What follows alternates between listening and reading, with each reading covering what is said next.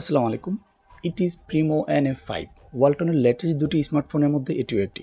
So প্রথম কথা হচ্ছে এটি একটি বাজেট এবং এন্ট্রি লেভেলের স্মার্টফোন, যার মার্কেট মূল্য হচ্ছে ৯,৬৯৯ বা ৯,৭০০ টাকা।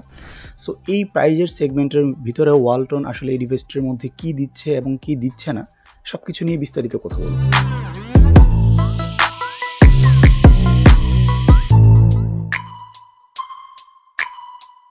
সো বেসিক্যালি আসলে ব্র্যান্ডগুলোর সাথে যে ব্যাপারটা হয় যে প্রত্যেকটা ব্র্যান্ডেরই একটা নিজস্ব থিম আছে, সেই থিমের উপর ডিপেন্ড করেই কিন্তু আমরা তাদের বেসিক যে কোনো নতুন লঞ্চ ডিভাইসের বেসিক ইনফোগুলো জেনেই সেই ডিভাইসটার মূল্য নির্ধারণ করে ফেলতে পারি।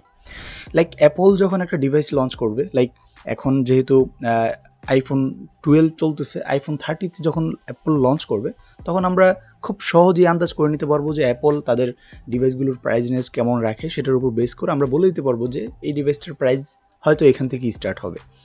এবং স্যামসাং যখন তাদের নোট সিরিজ বা এচ সিরিজ বা এম সিরিজ, এই সিরিজ যে কোনো সিরিজের মধ্যে যখন একটা ডিভাইস লঞ্চ করে তখন কিন্তু আমরা মোটামুটি একটা আন্দাজ থেকে বলে দিতে পারি যে ওই ডিভাইসের ওই ভেরিয়েন্টটা কতর ভিতরে থাকতে পারে এবং এই ভেরিয়েন্টটা কতর মধ্যে চলে যেতে পারে। সো ওয়ালটন বা দেশীয় ব্র্যান্ডগুলো, দেশীয় যে ব্র্যান্ডগুলো আছে এগুলোর সাথে বেসিক্যালি আমাদের মানসিকতার একটা এমন যে তারা যেই কনফিগারেশনের ডিভাইসে বের করুক না কেন সেটার প্রাইসটা থাকবে একদম পানির দাম। সো ওই পানির দামের ডিভাইস তাদের থেকে বেশি এক্সপেক্ট করার কারণে তারা হয়তো ওই ফ্ল্যাগশিপ লেভেলের ডিভাইস কখনোই আমাদের জন্য লঞ্চ করে না, বিকজ আমরা হয়তো ওইটার দিকে মুভ করবো না ওরকম ফ্ল্যাগশিপ বাজেট নিয়ে।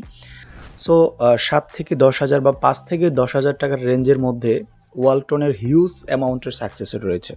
গত বছরও প্রিমো RX7 মিনি ছিল হিউজ সেলিং একটি ডিভাইস। সো এই বছর আমার কাছে মনে হয়েছে Primo NF5 this is best in this price. So এটা বেস্ট কেন, এটা নিয়েও বিস্তারিত কথা হবে। সো শুরুতেই এই অল হেল দ্য ডিসপ্লেটার বক্সটা একটু চেক করে নিই।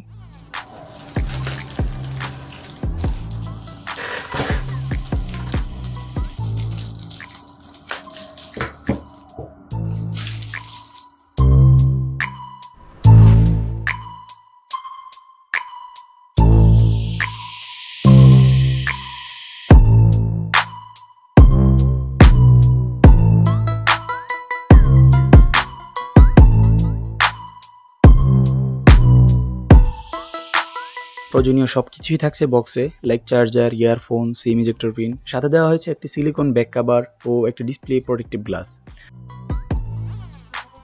সো প্রিমো NF5 এর মেইন অ্যাডভান্টেজ হচ্ছে তার ডিসপ্লে, এটার হিউজ বিগ ডিসপ্লে এটার মধ্যে ব্যবহার করা হয়েছে। সো এই জন্যই কিন্তু ওয়ালটন প্রিমো NF5 এর ট্যাগলাইন হিসেবে ইউজ করছে all hail the display. So আমরা স্পেশালি ডিসপ্লের দিকে মুভ করব যেহেতু তারা এটাকে ফোকাস পয়েন্টে রেখেছে, বাট তার আগে এটার ফিজিক্যাল আউটলুক এবং ইন্টারনাল স্পেকগুলো নিয়ে একটু সংক্ষিপ্ত আকারে কথা বলে নিব। সো এটার আউটলুকটা অ্যাজ ইট ইজ বাজেট ডিভাইসগুলোর মতোই একদম ফুল প্লাস্টিক বিল্ড বডি, বাট এইটার পিছনে 50% জায়গা জুড়ে একটা টেক্সচার আছে যেটাকে ওয়ালটন বলছে মোল্ডেড টেক্সচার। এটা যে শুধু প্রিন্টেড টেক্সচার তা কিন্তু না, এটা কিন্তু একদম মানে রিয়েলি ফিল হয় এমন একটি টেক্সচার, এমন একটি ভ্যাভল টাইপের ব্যাপার আছে এটার মধ্যে। সো এই জিনিসটা কিছুটা হলেও এই বাজেটের মধ্যে এক্সট্রা অ্যাডভান্টেজ হিসেবে কাজ করছে। তাছাড়া এই ডিভাইসের আউটসাইড পোর্ট হিসাবে উপরের দিকেই থাকছে 3.5 মিলিমিটার ইয়ারফোন জ্যাক, নিচের দিকে আছে মাইক্রো USB চার্জিং পোর্ট ও দুটোই স্পিকার দুটো একদম অ্যাভারেজ লেভেলের, কোনো হেভি কিছু না। বাটন প্লেসমেন্ট সবগুলোই রাইট সাইডে, অর্থাৎ volume, locker and power on of button. এবং লেফট সাইডে আছে হচ্ছে কি সিম ট্রে, যেটাতে দুটো ন্যানো সিম ও একটি মাইক্রো USB কার্ড ইউজ করা যাবে up to 256 GB। 3 GB RAM ও 32 GB স্টোরেজের এই ডিভাইসটিতে প্রসেসর হিসেবে আছে Helio A20 1.8 GHz এর কোয়াড কোর প্রসেসর, আর রয়েছে পাওয়ার VR GE8300 GPU। সো এই কম্পিউটারের বেঞ্চমার্ক বা গেমিং পারফরমেন্স, গেমিং স্কোর, এই জাতীয় পারফরমেন্সগুলোর স্কোর বের করা আমার কাছে একদম বেকার মনে হয়েছে, কারণ এটা একদম এন্ট্রি লেভেলের একটি স্মার্টফোন এবং এটাতে যে প্রসেসরটি ইউজ করা হয়েছে এটা কোনো গেমিং প্রসেসর না। জাস্ট এই প্রসেসরটি যাতে করে 3 GB র্যামের সাথে ভালো এফোর্ট দিয়ে কনজিউমারকে একটা ভালো আউটপুট দিতে পারে, সেজন্যই কিন্তু এই ধরনের প্রসেসরগুলো বা এই ধরনের এন্ট্রি লেভেল ডিভাইসগুলোতে এই কম্পোনেন্টগুলো ইউজ করা হয়। সো এটার যদি একদম কম্পিটিটর কোনো ডিভাইসের নাম বলি তাহলে রিসেন্টলি লঞ্চড ইনফিনিক্স হট 10 ডিভাইসটি এটার কম্পিটিটর বলা চলে। বাট ওইটাতে হচ্ছে গিয়ে 2GB র্যাম এবং 32GB স্টোরেজের ভেরিয়েন্ট, আর এটা হচ্ছে 3GB র্যাম, জাস্ট এতটুকুই ডিফারেন্স। এবার চলুন ডিসপ্লেতে মুভ করি, যেহেতু এটার একদম মেইন ফোকাস পয়েন্ট হচ্ছে ডিসপ্লে, সো ডিসপ্লেতেই মুভ করি।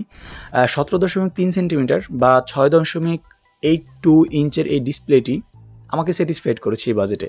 আমার কাছে মনে হয়েছে যে এই বাজেটের মধ্যে এটা একটা সেরা ডিসপ্লে, যদিও এটা HD display, but video watching experience এবং হিউজ বিগ ডিসপ্লে হওয়ার কারণে যে কোনো জিনিসকে একটু বড় করে দেখতে পাওয়ায় আমার কাছে কখনই ওরকম ফিল হয়নি যে এটা একটা এইচডি নর্মাল ডিসপ্লে, এবং বরং একটু ভালো কোয়ালিটির ডিসপ্লে বারবার মনে হচ্ছিল।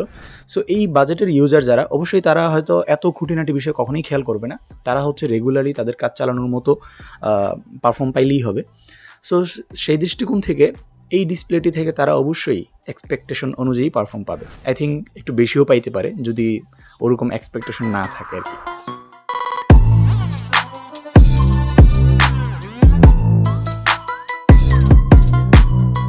সো ওভারঅল এটাকে আমি একটু স্কোরিং করি যে এটার আউটলুকটা, এটার ইন্টারনাল স্পেকটা এবং স্পেক অনুযায়ী পারফর্ম, প্লাস হচ্ছে কি ডিসপ্লে এবং ক্যামেরা, এই সবগুলো সেকশন যদি স্পেসিফিক্যালি স্কোর করতে বলা হয় তাহলে আমি আসলে কিভাবে বিচার করব।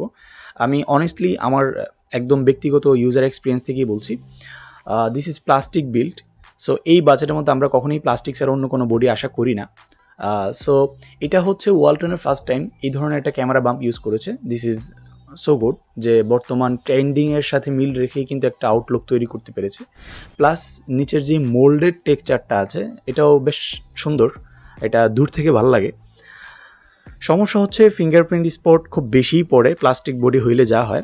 সো ওইটা রিকভার করার জন্য অফকোর্স বক্সের মধ্যে একটি টিপিও কেস দেওয়া থাকবে। তারপর আসি এটা ইন্টারনাল স্পেক নিয়ে। ইন্টারনাল স্পেক নিয়েও কোনো কথা নেই, কারণ এই বাজেটের মধ্যে এই ধরনের স্পেক মেনে নেওয়া যায়। হয়তো আমি একটু কমপ্লেন করতে পারবো চার্জিং পোর্টটা নিয়ে, এখানে যেহেতু micro USB charging port use করা হয়েছে, আই থিঙ্ক এই বাজেটের মধ্যে টাইপ সি দিলে হয়তো আহামরি কোনো প্রবলেম হইতো না, সেটা দিলে হয়তো এই ডিভাইসটা আরেকটু কমপ্লিটনেস পাইতো, ওইটা একটু বেটার ছিল, বাট সেটা দেয়নি। এখন কথা হচ্ছে এই স্পেকের সাথে ডেলি লাইফে এটার পারফরমেন্স কেমন। সো ডেলি লাইফে আমি যেহেতু রেগুলারলি ফেসবুক চালিয়েছি এবং হোয়াটসঅ্যাপ, মেসেঞ্জার এবং ভাইবার এই ধরনের সফটওয়্যারগুলো আমি রেগুলার চালিয়েছি, ইউটিউব তো কন্টিনিউ চলছে। সো এই ধরনের ইউজ করে আমি এটা থেকে বেস্ট ভালো পারফর্ম পেয়েছি। হয়তো আমার কোনো ওরকম হিটিং, লেগিং, হ্যাঙ্গিং কোনো ইস্যুই আমার চোখে পড়েনি। আসলে আমি ইউজ করেছি 1 থেকে 2 দিন, আমি টানা 2 দিন, আড়াই দিন ইউজ করেছি। সো আড়াই দিনে আসলে একটা ডিভাইসে তেমন আউটপুটটা বোঝা যায় না, বাট আমি এই আড়াই দিনের ইউজার এক্সপিরিয়েন্স থেকে বলতে পারতেছি দিস ইজ গুড। এটার 3GB র্যাম এবং এটার প্রসেসর সবগুলার মোটামুটি এফোর্টে এটা একজন রেগুলার ইউজার জন্য বেস্ট পারফর্মটি আউটপুট করতে পারবে। লাস্ট যেই দুইটা থিং বাকি থাকে, এটার ব্যাটারি পারফরমেন্স অ্যান্ড হচ্ছে গিয়ে এটার ক্যামেরা পারফরমেন্স। ব্যাটারি পারফরমেন্স নিয়ে বলতে গেলে দিস ইজ 4000 mAh ব্যাটারি একটি ডিভাইস। সো এটা রেগুলার ইউজেসে যদি আমরা হেভি ইউজ না করি, লাইক হয়তো সুযোগে অসুযোগে ফেসবুক ব্রাউজিং করা, কন্টিনিউ মেসেজিং অ্যাপসগুলো ওপেন রাখা, মানে আমি বেসিক্যালি যে কাজগুলোতে ইউজ করেছি। সো আমি সকাল 10টার দিকে এটা নিয়ে বের হয়েছিলাম 100% চার্জ দিয়ে। সো বাসায় ফিরেছি রাত 9টার দিকে এবং তখন এটার চার্জ ছিল 17%। সো এটার ব্যাটারি পারফরমেন্স নিয়ে আসলে তেমন আহামরি কোনো কমপ্লেন নেই। হয়তো হেভি ইউজ করলে এই একদিনের পারফরমেন্সটা হয়তো পাওয়া যাবে না, কিছুটা কম পাওয়া যাবে মানে টানা ইউজ করলে, বাট রেগুলার ইউজারের জন্য আই থিঙ্ক এটা এনাফ মনে হয়েছে আমার কাছে। সো এটার ক্যামেরা সেকশনে মেইন সেন্সর হিসেবে আছে 13 মেগাপিক্সেলের একটি সেন্সর এবং সেকেন্ডারি হিসেবে আছে একটি ডেপথ সেন্সর। সো 13 মেগাপিক্সেলের পারফরমেন্স আমি সন্তুষ্ট, বাট এটার ক্যামেরা নিয়ে আমি একদম বেশি ডিসঅ্যাপয়েন্টেড, কারণ এটাতে কোনো আলট্রা ওয়াইড ছবি তোলার অপশন নেই, শুধুমাত্র নর্মাল মোডের অপশন আছে এবং 10x ডিজিটাল জুমের অপশন আছে। অ্যান্ড এটার মধ্যে অ্যাজ ইট ইজ অ্যান্ড্রয়েড ডিভাইসের মতো যেই বুকে mode and face look up mode এই জাতীয় সমস্ত মোডই অ্যাভেলেবেল, বাট ক্যামেরা সেকশনে আরেকটি এক্সট্রা ফিচার অ্যাড করা যাইতো এই বাজেটের মধ্যে আই থিঙ্ক। আর ফ্রন্টে রয়েছে 8 মেগাপিক্সেলের একটি সেন্সর, এটার পারফরমেন্সও মেনে নেওয়ার মতো। সো ক্যামেরা নিয়ে আসলে আমি 10-এ 10 তো দিবই না, 5 দিতে পারি। যারা হয়তো শখের ফটোগ্রাফি করেন, টুকটাক 10,000-এর নিচে একটু ভালো ক্যামেরার একটা ফোন নিতে চাচ্ছেন, তাদের জন্য হয়তো এটা কোনোভাবেই আমি রিকমেন্ড করতে পারবো না। বাট যারা রেগুলার ইউজার, হয়তো একটা ডেইলি লাইফে একটা ফোন চালানোর মতো একটা ফোন হইলেই আপনার জন্য যথেষ্ট, বা নর্মাল ইউজের জন্য অর্থাৎ ভিডিও দেখা, ফেসবুক চালানো, মেসেজিং অ্যাপসগুলো ইউজ করা, ওরকম নর্মাল গেমগুলো প্লে করা, এই জাতীয় কাজের জন্য যারা ডিভাইস নিতে যাচ্ছেন, আই থিঙ্ক 10,000 টাকার নিচে এটাই সবচেয়ে বেস্ট। 10,000 টাকার নিচে এটাকে বেস্ট বলার মেইন কারণগুলোর একটা কারণ হচ্ছে এটার একটি বড় ডিসপ্লে আছে, যার কারণে হয়তো যারা ভিডিও দেখবে অথবা যারা ফেসবুক চালাবে, মেসেজিং করবে, তাদের জন্য হয়তো ডিসপ্লেতে আপনি অনেক বেশি স্পেস নিয়ে কাজগুলো করতে পারবেন। So this is main advantage of this phone. So আজকের ভিডিওটা ছিল এতটুকুই। এই ভিডিওটাতে আমি ওভারঅল প্রিমো NF5 এই ডিভাইসটির খুঁটিনাটি নিয়ে কথা বলা ট্রাই করেছি। গেমিং পারফরমেন্স আসলে টেস্ট করিনি এই কারণেই, কারণ এই ডিভাইসটা কোনোভাবেই গেমারদের জন্য রিকমেন্ডেড করি না। সো আমি গেম পারফরমেন্স টেস্ট করে এটাকে ন্যূনতম গেমিংয়ের সাথে আমি মেলাতে চাচ্ছি না। সো এই জন্য গেমিং টেস্ট করিনি। যদি কারো গেমিং টেস্ট সম্পর্কে জানার আগ্রহ থাকে অবশ্যই ইউটিউবে ঘাটাঘাটি করে নেবে।